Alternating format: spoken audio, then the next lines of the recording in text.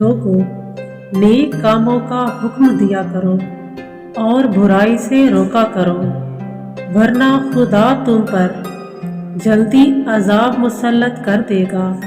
फिर दुहाई भी दोगे तो सुनवाई न होगी।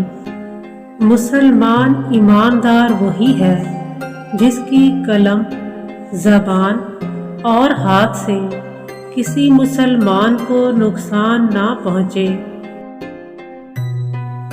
जो शख्स अल्लाह का जिक्र करे और जो ना करे, उनकी मिसाल जिंदों और मुर्दों की सी है। जिसने सुबहान अल्लाही व बिहम्दिही एक दिन में 100 मरतबा पढ़ा, उसके तमाम गुनाह मिटा दिए जाएंगे, अगरचे समंदर की झाग के बराबर हों।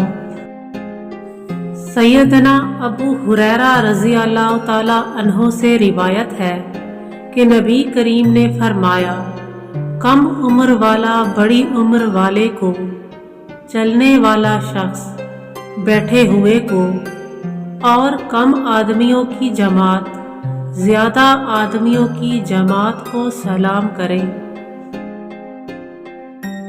सैयदना शरीर रज़ी अल्लाह ताला अन्हो से रिवायत है कि नबी करीम सल्लल्लाहु अलैहि वसल्लम ने फरमाया, अल्लाह की कसम वो मोमिन नहीं है, अल्लाह की कसम वो मोमिन नहीं है, अल्लाह की कसम वो मोमिन नहीं है।